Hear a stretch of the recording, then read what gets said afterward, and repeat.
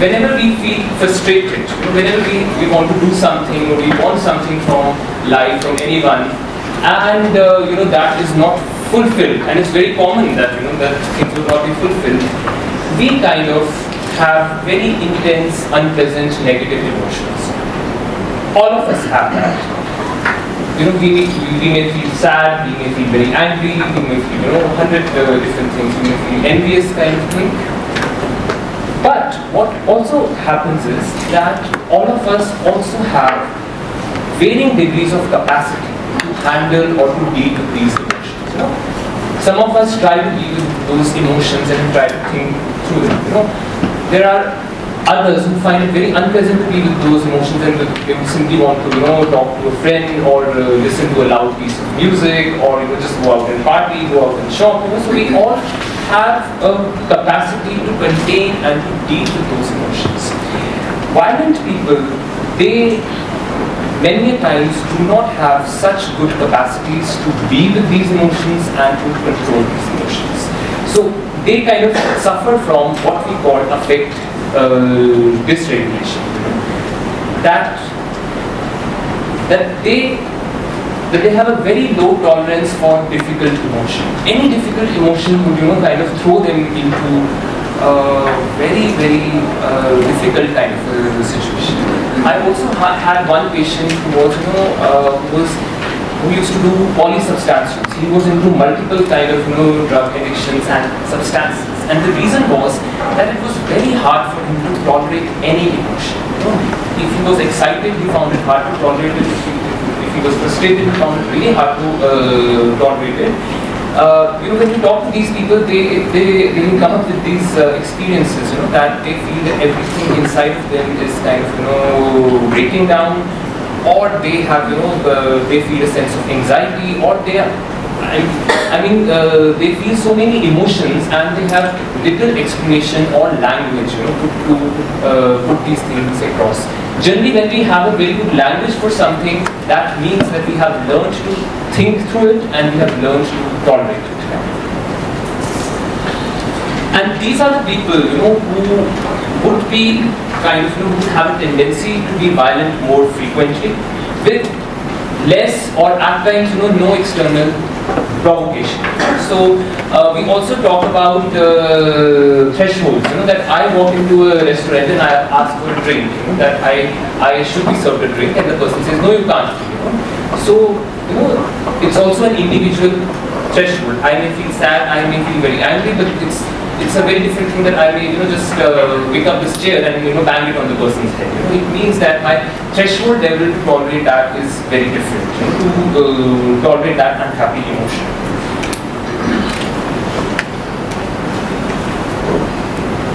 Yeah, and it is also very interesting that what we psychologically call the ego, that these people also lack a self-observational capacity. Self-observational capacity is also something that people who are neurotic and healthy, people like us, they have most of the times, that we can think back and we can have a memory of our experiences, emotions, thoughts. We can go back in time and easily report those things. Even during those phases when we are feeling emotionally overwhelmed. But some of these people, they kind of don't have this self-observational capacity. So they at times would have very little clue of what happened immediately before, during, and immediately after violence. Many times we have this attitude that they may be lying or they may be manipulating. There is a certain segment of people which lies and manipulates, and not really denying that. Most of the people, they also suffer from this cluelessness regarding their habits. Right. The second thing that we come is what we call primitive defense mechanisms. Now, what are defense mechanisms? As the name suggests, they are some things that we use to defend our own selves. Something that we use to sustain our own selves. Right? They are often, ways of coping, which help us in having a good sense of ourselves. So they give us a good self-esteem, They also help us, deal with anxiety, which will come from frustrations, conflicts, and they also help us to kind of, tolerate failures in interpersonal relationships. For instance, if someone, does not agree to us, I want to ask you, defense mechanisms are unconscious, which means if I get into, let's say, meditation, right? That's not a defense mechanism. Okay, see, there's a distinction between defense mechanism and defense. Defense mechanism is often, the way that you would deal with your emotions. I'll give you an example. Suppose if I'm, every time I'm very sad, I just want to go out and shop. So so shopping is a conscious behavior. I know that, I'm going and I'm shopping. But, this sense that what is shopping helping me escape from, the exact emotional content of it, the exact cognitive content of it, that's what the defense mechanism is. So, the mechanism is like, it operates at a slightly subliminal level. It's not so conscious. So the actions we do, they are at times, very much conscious. And that's why many times we don't have much of, we do things, like at times I've had people who say that I'm, that I was feeling, just like that, and I ate a lot of food, and I filled myself with food, but I don't know why do I do it. So that's what a defense mechanism is. Right. Defense mechanisms are something very natural. They are also very developmental in nature. So for instance, that when we are small children, we have very primitive ways of coping with unhappy things and unhappy situations. As we grow older, we, based on our emotional development and cognitive development, as we mature, we start using more mature ways of coping. A very interesting defense, which you see in very young children, which you also see many times in very violent people, is what we call acting out. It's an action level defense. What do you think? That if a small child wants something and you have it, you give it to them and you simply snatch it away from them. How do you think a small child would behave then? Start crying. May start crying. Anything else? You may have very good small children. You simply cry. Yeah. Hit. Yeah. So that's what acting out is. That if I feel sad, bad, angry, I just can't hold on to it. I have to give it back to you. And I have to give it back to you in a very concrete manner. So that if I am hit, I simply have to hit you back. Even like, verbally abusing someone is an emotional development kind of thing. That you think that by verbally abusing someone also I can, express myself. So, but acting out is a very primitive defense. It's based on action, that you need to do something to deal with that. And as we often see with violent people, due to a deficit in their emotional development, they at times, many times, they stick to these primitive defenses. They grow up to be big, but they are kind of really focused in dealing with their stresses in a very primitive manner. Yeah, so as I was talking about acting out, and this first example of the person I gave, so he was also using a lot of acting out. That he was frustrated, so he had to act physically, get this experience of frustration discharged from his system. So in acting out, what the person does is that feelings, wishes, and impulses, they are expressed in a very uncontrolled, raw manner, without disregard for personal and social circumstances. It's another very interesting reason, that most of the times we talk about having very strict and stringent laws for violence. Everyone says, that you should have, laws, and I fully agree that you should, that one should have laws. But the interesting thing about, people who use this defense is that when they are in that mode, they simply can't really think on those lines.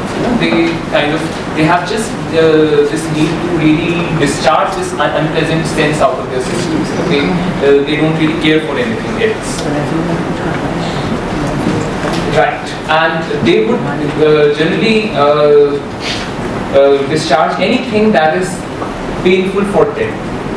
And interestingly, when we look at people who are violent or who are into violence, at the core we would find usually emotional pain. That what provokes people is that when they kind of feel hurt by someone, or they experience some kind of a hurt to their sense of self, that's the time that they would really lash out very madly.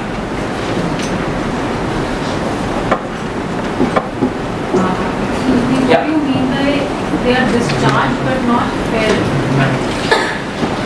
Okay, they are discharged but not felt. It means that the moment these people start getting awareness that something unpleasant is happening, that has to be spit out from the system.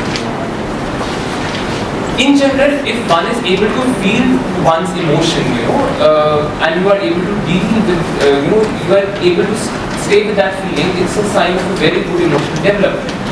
That I'm sad, I'm feeling hurt by, my colleague, because I asked her for a favor and she did not, grant it. So I'm feeling really let down, but I can stay on with this feeling. I can continue to feel sad.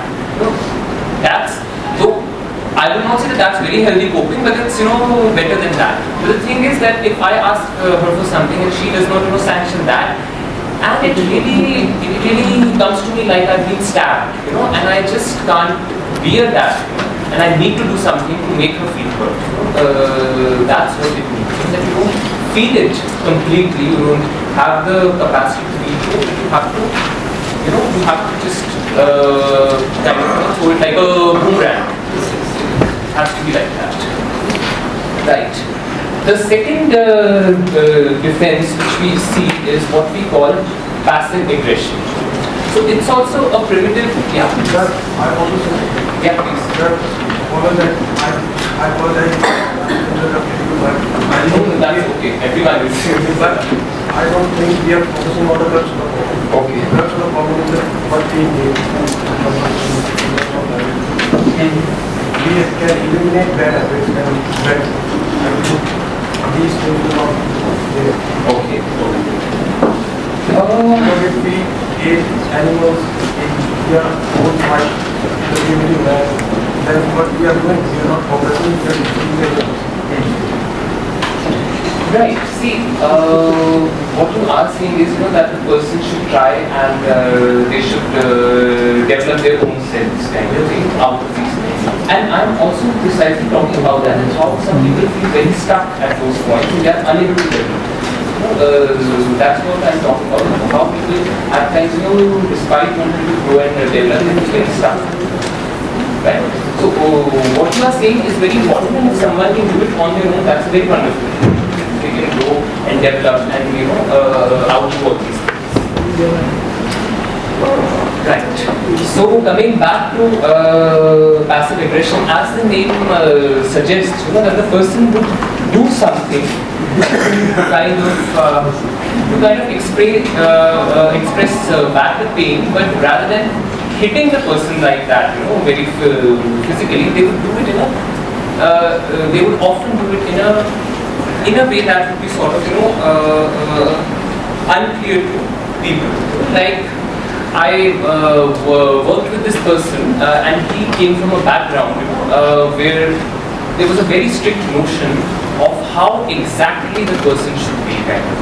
I mean, please don't mistake as as a very general thing, because we all I think that whenever we are born into a family or a culture, or parents, everyone has a certain image of how we should be. But most of the times, parents also have a certain degree of flexibility, that they hold that image, but they also give the child some space and flexibility to kind of to make some kind of a compromise. But this person actually came from a family which were very, very stern in how the person should be, and they would not really tolerate even a centimeter deviation from that. To give you one example, if this child would be simply playing and laughing, just enjoying himself, he would be slapped hard and told, that what is there to laugh about, and laughing is not a good thing. You should learn to behave yourself. even if he was kind of, say, watching a cartoon on TV, it's like a very extreme case. So he would at times, really get a heart slap that where is the need to laugh so much? So much so that this person had a very intense rage inside of him, but he also had a very strong bond towards his family. So he could never come to the terms of really saying it in face that that I'm feeling hurt.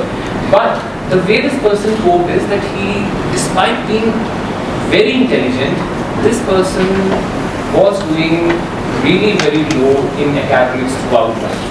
That he was like a very huge underachiever kind of thing. So that was his way of expressing this, that you want me to be a very perfect image, and that's how I'm going to fail you, that I'm going to be a very low achiever. Right?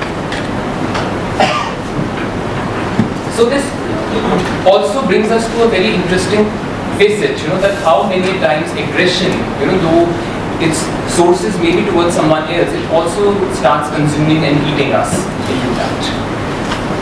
Yeah, so it is commonly, as I said, it is commonly seen in various kinds of self-destructive behaviors, and at times, people who also have this tendency for a very martyr kind of growth.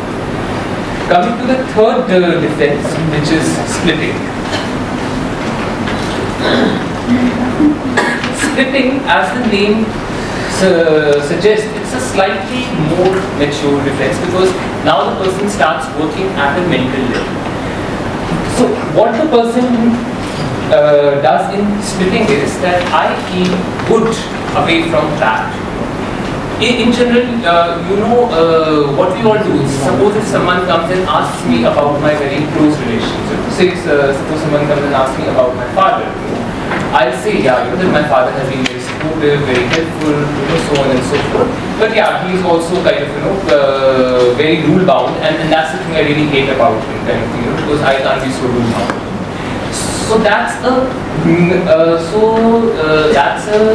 mixed image that I carry of this person, that I admire this person, I love this person, and yet I have some space in my mind to feel, that there are some aspects which I'm not very comfortable about, as far as this person is concerned, right? But what someone does in splitting is that they need to have either a very idealized version of the person or a very devalued version of the person, and they just can't allow these two feelings to mix. So it's actually very interesting with such people, because they can be that if they are in a relationship with you, so at times they can simply say that, oh, you are the most wonderful person in this earth, and I damn in love with you, I can never get someone who's as good as you. And say if an hour later they let you down somehow, and letting you down can be a very small thing, that they don't praise you or something like that, so the person simply goes and says that you're really horrible, I haven't seen a person as bad as you, right? And one person whom I again saw in therapy, who used to use this defense a lot, he he had a very unstable, very unstable sense in his relationships, and he got the same view into therapy when he was working with me. So at times, in the same session, he would start the session on this note that I feel really helped by you, and you are a very wonderful person, you are a very intelligent therapist and stuff like that. Right after 15-20 minutes, he would really get into a very assaultive attack and say that you are simply trash. I even wonder, who kind of allowed you to qualify, kind of thing. You shouldn't have been practicing. So that's the rapid shift that can happen. And at times I would simply ask this person, that's where what I started doing. I said, hey, I'm the same person.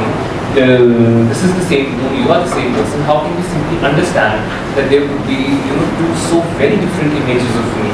That on one hand I'm like, on one hand I can be so good, and on the other hand I can be so trash in just a matter of minutes. Kind of. So that's again the defense these people use, and generally they get very violent when they are experiencing this bad, or negative feeling. Because you also have to understand that when they are experiencing this bad feeling, they are totally into this feeling. They have very little awareness about the good feeling. why we are able to contain, suppose I talk about my colleague Neha, I have a certain image of her that she has been very helpful throughout with me. So if she lets me down on one occasion, I have a memory and a good experience of her. But if I do splitting, then my experience becomes moment to moment. Then I'm living in that moment. So when she lets me down, that makes me really enraged, and that makes me kind of react very violently.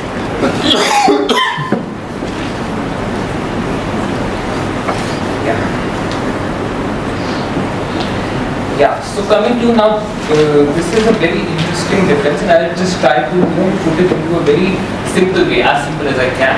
Okay. And don't go by this because it's slightly complicated. I've just written an example below which will help us understand. Projective identification is actually a process, by which a lot of anger and aggression plays out interestingly in the relationships.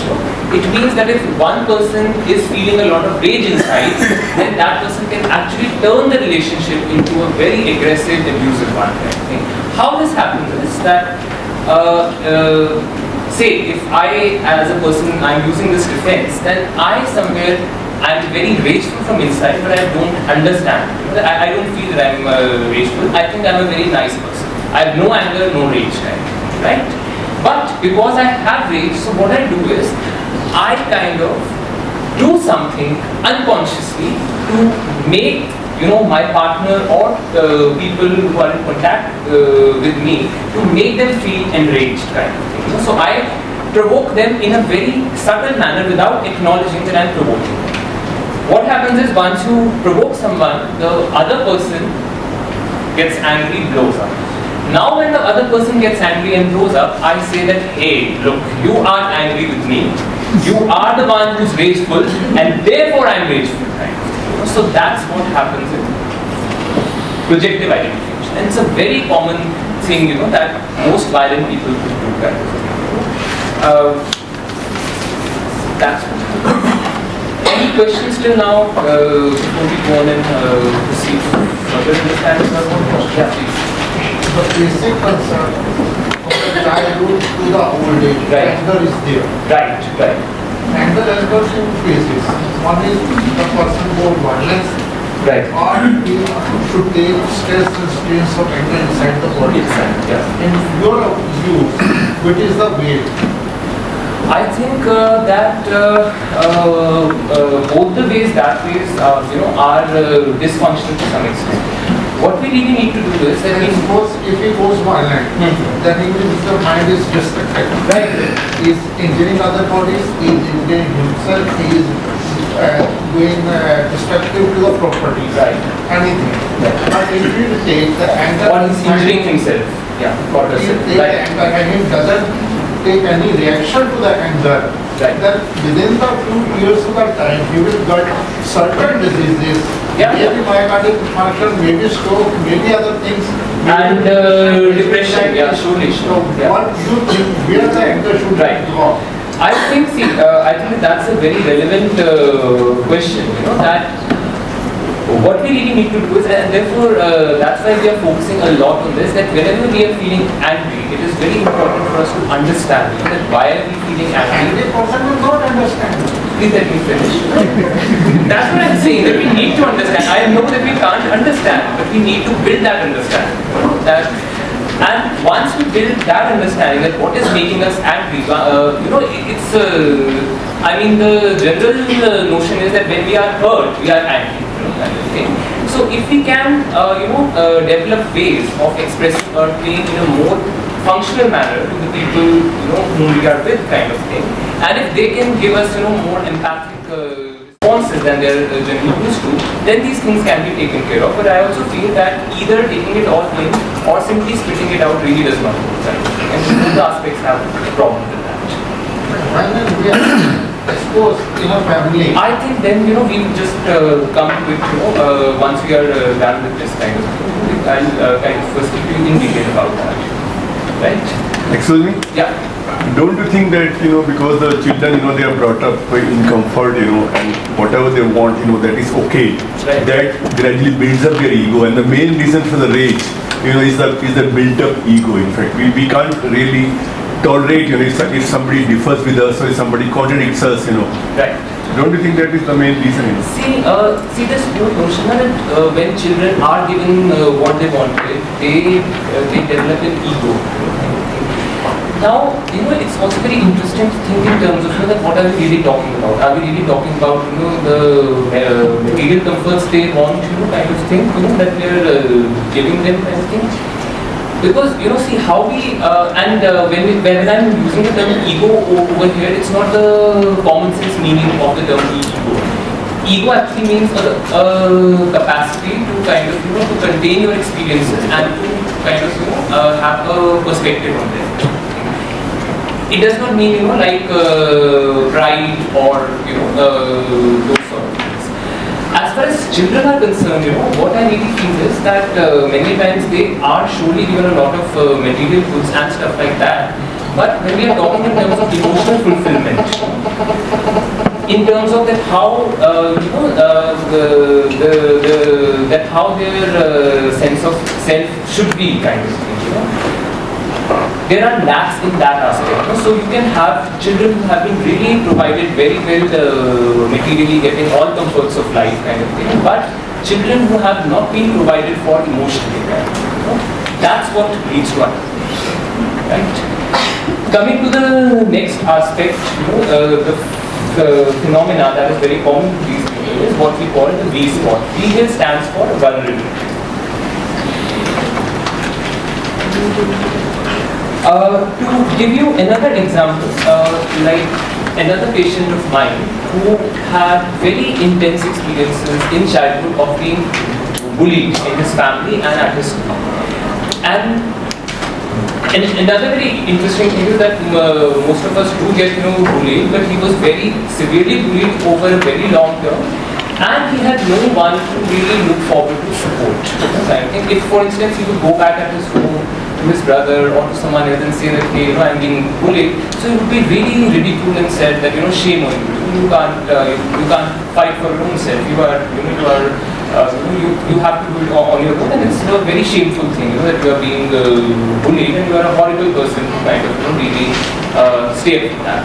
So what happened is that this person, there was an intense pain all throughout. His self-view was really diminished. His self-confidence was down to shambles. He never thought that he could do anything good in life or he could achieve, kind of thing. And the third thing was that he was a very vulnerable person. So much so that when with general interactions, that when he would be in a group of his friends and say if someone would simply crack a joke involving him, he would blow up into rage. Or if he goes to his office and the boss simply talks in a slightly harsh tone, you were supposed to do this, he would feel it as a big assault on his self. His self would be really threatened at that point, right? He would feel very enraged. He would feel that that everything is kind of going down. It is like an end of the world. That's coming in. So that's what happens. That people who have vulnerabilities due to their experiences, once again they have a very different threshold level to take the normal pains, insults, and frustrations of life. So, a lot of communities are brought up that way, right? Right. They provide you the marches and fight for yourself. How is it that do you see a lot of cases in these sort? See, this community business is very interesting because one really required to go and work in that community and actually see, because when we are talking of psychological phenomena, we should never go by a very precise thing, right? So I'm sure that they may be having, because it is also not so much about what is being, if a behavior and a practice is happening at the level of the community, then the community, my senses would be having some kind of mechanisms which you really don't know to take care of those emotions or things like that. Or like I maybe what say, if you are also talking about community, it can be very different. That one thing is that I'm actually in a community where everyone has to fend for their own selves, kind of thing. So I don't have this experience of lack. Another thing is that I'm actually in a community where I see that there's no one from my family who's supporting me, but my neighborhood guy, when I once hit him, his entire family comes and they beat me up. And then that's like also a very different thing. That this sense of lack, it is once again, it's not so much about what practice is being happened. Right? It's about that how a person is getting a sense of lack. Right? Sense of lack, that this person felt a lack of support for him. Right? So that's what it is about. As that proof, a lot of them sail through, and that's an ample proof. But a lot of them, I was just wondering if the numbers would be up these days, because a lot of them would get stuck with not being able to go out, right? Go out there, fend for yourself, and not everyone can do that. Right. But see, also I think another very important aspect these days is that in general our support systems, they are weakening. No one actually has a time to hear someone at length, and to understand what they are going through. It's more of that quick fix action that we are. So I feel that that's like a very important factor, because what we simply at times do in psychoanalytical therapy is to just help them to deal with their emotions, and that helps them to go back to and resume the process of their development. So many times we are not doing very exceptional things. We are doing something very basic which has not been done. Right. And what happens is that, as I said, that when this vulnerability spot is triggered, one feels a threat of self-annihilation. One feels a certain sense, that my self would be lost. It would be kind of, there's some danger to my existence, and the person then goes into a self-protective mode. So when someone is in self-protective mode, then they simply, work for their survival. They don't give a damn what is really happening, and they then can't really so much understand the other person's perspective, because they are so much self-focused, they are so much within their own selves. And this vulnerability is also something that we, people who are in general not vulnerable, when we are also put in a very extreme situation, when there is a threat to our sense of self, kind of thing, we also behave in such ways. To give you one example, that this person who was a bomb blast victim, and he came to me with a lot of guilt, because otherwise he was a very helpful person, very active into social work. But when there was this bomb blast at CP in 2008, so what he did was he really panicked that he would die. So what he did was he actually ran on people who were bleeding and who were the victims of that blast, taking himself out from that zone. So such a kind-hearted person at that point of time was in a total self-preservation mode. And so that's what happens with people psychologically. There are some people who, if they are feeling very vulnerable from inside, then they would always be in that kind of mode, and any slight thing could kind of make them worked up. Right. In general, when someone's vulnerability is activated, and I'm sure that you will also have these experiences, that when someone at times is in an experience of rage, and you are trying to reason out with them, you're trying to make them understand that, look, that is not what I meant, I actually meant this, and you simply have this experience that as if you are speaking to a wall, as if nothing goes inside this person remains, adamant. He or she is actually also not listening to you, simply saying, banging at you. So that's what also happens, that when people feel vulnerable and they go in a self-preservation mode, their rational thoughts, their actions, they kind of, they don't function properly. What they are simply doing is they are simply throwing out there or evacuating their internal emotional experience by making you feel bad. So what you have made them feel, they are simply, by abusing you, by criticizing you, they are simply giving you a taste of that. That look, what you did to me, I am kind of giving you that taste. Yes, please.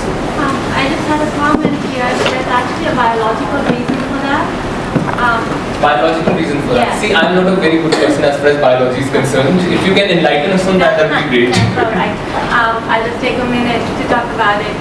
The biology behind this is that the neocortex shuts down, which is our thinking brain, and the amygdala gets triggered, which is our fight or flight response. And once the amygdala gets triggered, it takes at least 20 minutes for the neocortex to kick back up again. So when somebody tells you you're not listening to me or you're not understanding what I'm saying, that's very true. Yeah. Because your thinking brain has shut down. Right. There's no oxygen, there's no blood flow, there's nothing triggering the mechanism via which you make meaning or you understand things. That was awesome. Thanks for the contribution. Could you repeat? I had another question. Yeah. Can you please explain what she said, before what? That's a bit of that. But what You have I acknowledged her understand is- contribution, You already acknowledged her contribution. That means you have Yeah, yeah. understood what she has said.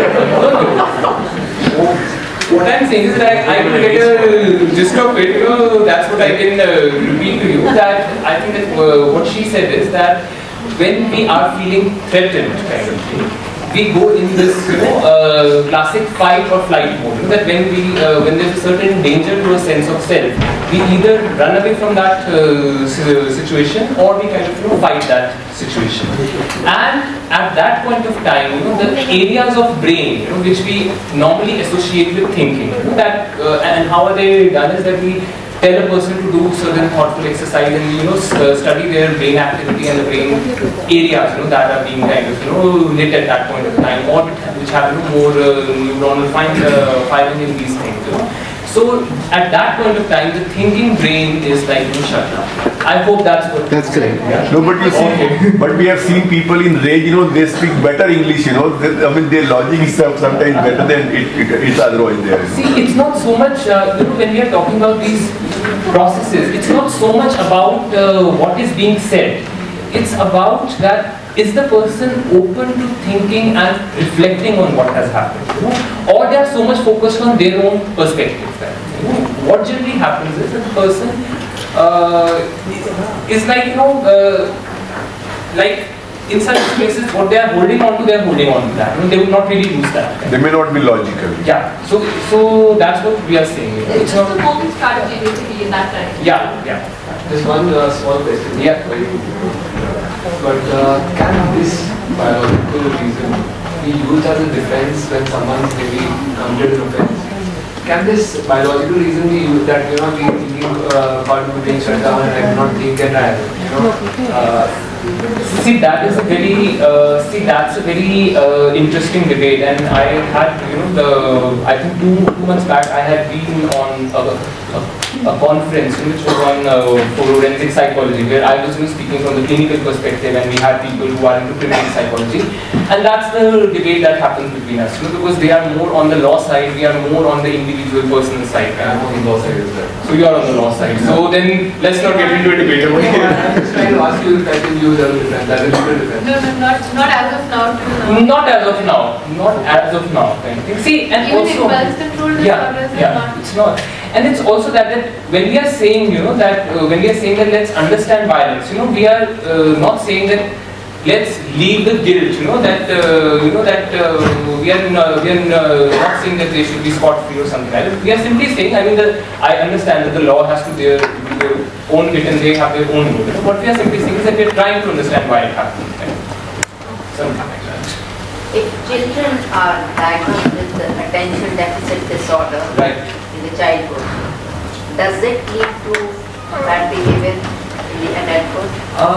Though I have 2-3 colleagues who are specialized in child psychology over here, they can be better answers. But as far as I know, that there have been correlational studies which have found that childhood diagnosis of ADHD is linked to more conduct problems and personality problems in adult life. That's what I know. I hope you have adequate time to deal with psychoanalytic therapy, because probably that is more important. Yes. So let's just rush. Thanks for reminding us. Can we show some light on this? I think it's more of an individual question, so I am very willing to take it at the end of this I think, because if we go into ADHD and stuff, then it's like going into slightly different direction. Yeah.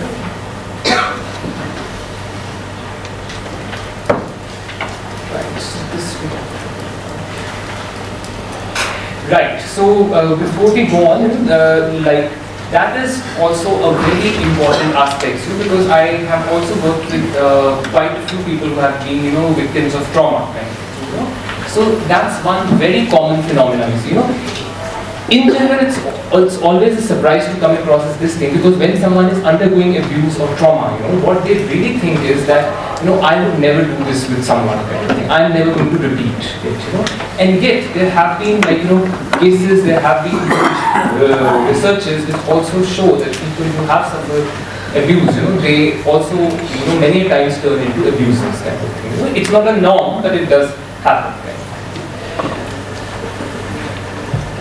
Is the mother-in-law thing also similar? It is, yeah. Thanks for adding that humor to such a serious topic. It is good there are not many mothers-in-law here, Yeah, right. To kind of tell you about this thing, I had once this very interesting case who actually used to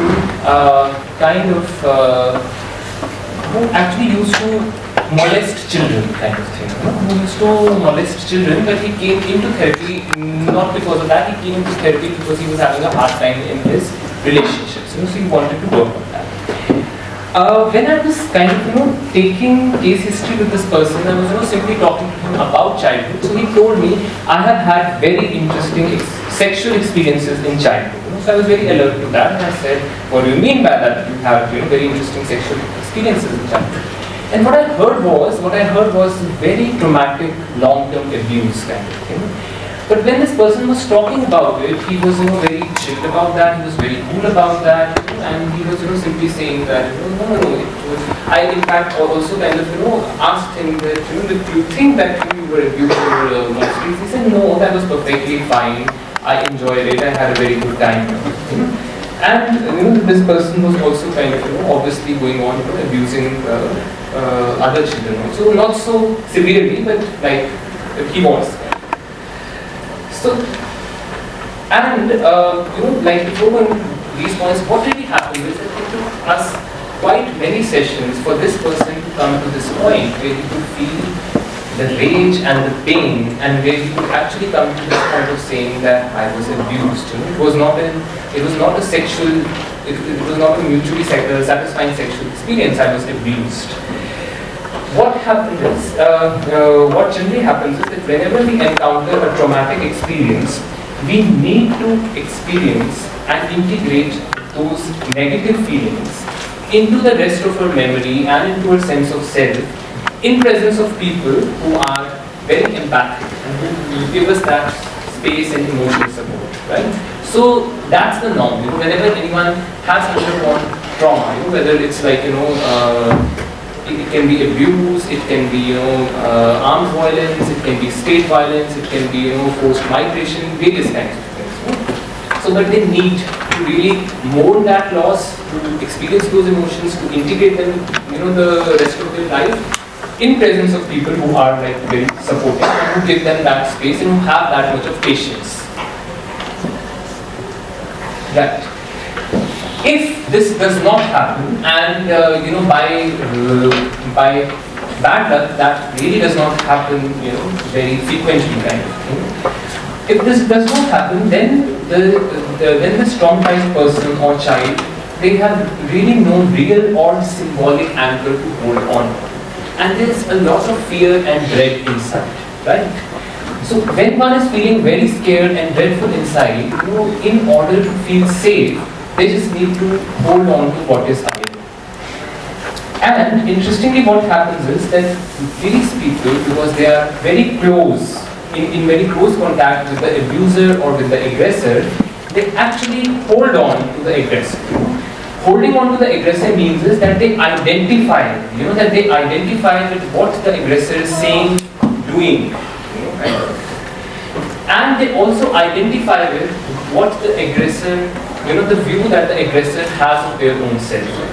So, for instance, I have seen people that, that they that after the abusive experience, they live on with the sense that I am a very, that I am a very bad child or I am a very bad person, kind of thing. Generally, this is what the abuser, would have kind of, told them, or this is the way that the abuser would have treated them, right? But they identify with this stance, they kind of, they identify with the abuser, and that's what happens, that person who makes the threat. So that's something that people generally do in order to survive through these situations. But this is something that simply keeps the cycle of abuse, violence, and trauma ongoing, kind of. So the abused kind of, returns back as the abuser.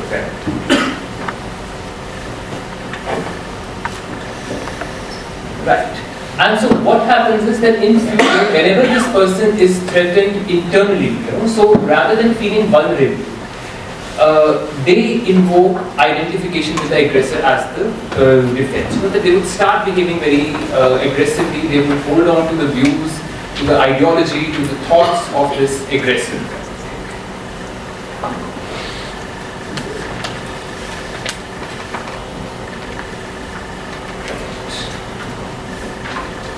And by this, what they do is that throughout they place the vulnerable feelings outside of them into the other. So identification with the aggressor is also a defense that helps you to make very powerful. Because you say is that that I am not vulnerable one. Vulnerable and weak is someone else. He or she is the other person. This defense also operates at many times at a very large social level also, and in groups as well. For instance, if you look at the bullying that happens in schools, so it's generally that a class would have one or two very bad bullies who would be bullying one or two very weak children in the class. But there's a culture of silence in the entire class, and many a times we see that people who otherwise are quite sympathetic and kind, they join these aggressors. So this defense also operates at many times in the groups.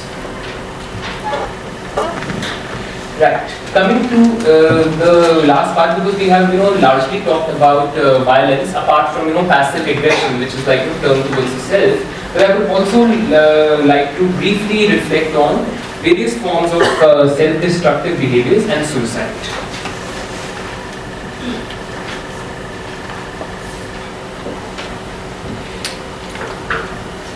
Yeah. So one reason why people would do any kind of self-destructive behavior is to take a revenge. Like I was talking about this person who was an underachiever. So the person typically behaves like this, that he or she thinks that if I destroy myself, I'll get my revenge on you. You will feel like a failure and live with shame or guilt throughout your life. So that's one form of it. Another reason is that self-destructive behavior has pathological molding. That this has more to do with suicide and to such other phenomena, that if we are very attached to some person and that person separates from us, leaves us, kind of thing, then we feel a lot of rage towards this lost person, but we also kind of want to somehow unite with this person, kind of thing. And that's many times what leads to such self-destructive behaviors. That when you can't express your rage towards the other person, you directly it on your own self. Another reason for self-destructive behavior is that it can be the reaction to the abuser. People who have been through very severe abuse, they operate on this philosophy, because what is most difficult about abuse is that you are passive. You can't do something. You are on the mercy of someone else. So what this person typically thinks at that point of time is that I'm being abused by this person. The last thing that I can do is, at least to save my integrity, to save my sense of self, is that fine, if this person wants to hit me, kill me, okay. I'll kill my own self. I'll at least not allow this person to do this. So that's another reason behind self-destructive behavior, that it's a reaction to the abuser. That you don't have to do it for me, I'll kill my own self. I'll destroy my own self. And then there's also a form of self-destructive behavior which is, which aims to punish one's own self out of guilt. That if I love someone, but if I also feel a lot of rage towards that person, then I many a times, feel very guilty for this rage. That there's this person who has done so much for me, and I love this person, but I'm feeling very angry towards this person. So I start feeling guilty, for my rage, and I then start punishing my own self. Right. So, any questions before we quickly? So what is the minimum age a person get aggressive, violent, and Okay, my colleague from biology, would you like to? I went from infancy, or this is from the womb itself, or this is from the childhood? And related to this, Yeah. I just read something from the New York Times Right. where it said a nine-year-old was displaying pathological, psychopathic behavior. Right. Where the child was being interviewed and being filmed. And through some things, when the child was interviewed and the child asked the person, did you take that? So whatever he said, because it was relating to his younger brother. Right. That he'd get even with him. So when the person said, yes, that's just been taped, at that point, the child didn't display any emotion, didn't Right. react. When there was a diversion of attention, he quickly went and erased that section that had been taped. So that 9-year-old knew at what stage to get back, not only to his younger brother, Right. but also to be able to, in a cold and calculated manner, be able to erase the taping of that. Right. So the kind of 9-year-olds we have, they are very sharp. Obviously. As far as this question, that I think anger in some way is a very inherent, normal, natural response. And when you were talking in terms of the very primitive action level in defense, that when you are when you just kick, I think that's there, right from the birth, I suppose. Yeah. Or maybe before that as well. Yeah. Also, do we have now increasingly conducive environment for catching them young as well as rage, isn't it? And as things are as of now, we have our own stories. We did not go to court. Right. We have enough of them displaying every day. We have a lot happening in Delhi, India, all the metropolitan cities. So yeah. I think your argument is that violence is triggered by abuse or victimization, but violence can also One reason. violence can also be triggered by dark emotions like greed, sex, jealousy, hatred, and dominance. Because, that can also be, because we see from time immemorial, we see that war is also a kind of violence. Right. Dominate and just to kings, they just need to plunder, loot and kill people. So to dominate and just to enlarge the kingdom. So what is your take on this? Okay. See, as far as these emotions are concerned, when we are talking about greed, and sex and all these things, these are what we call a manic defense. That when someone is doing things in a very high moment kind of thing. And generally, people get into high moment, because they are trying to run away from something which is very sad from inside. And then typically also talk about aggression happening and violence happening on a very large scale. There's this author you could read. He's Stuart Demelon. He's written very beautifully on how when the situation is right, how individual traumas can be triggered, kind of thing, to join into a bigger, kind of a social event. If you also look, though I will be really digressing a lot if I go into it, but if you also look at, these various, armed group riots or Hindu-Muslim riots or whatever, it's like this, or like, these regimens where you have, terrorism or dictatorship. The way it is told to people is that, that you were very wonderful, everything was very fine in your life. Your state was good, your country was good, but then these people came and everything was plundered, and now you are in a very disadvantaged situation. So many times people play on individual experiences of victimization to create that kind of a manic high, where people can then start going into that phase. But your question is like very complex and in-depth, and I'm sure that we could do a complete program on the collective trauma. Yeah, you can respond. Because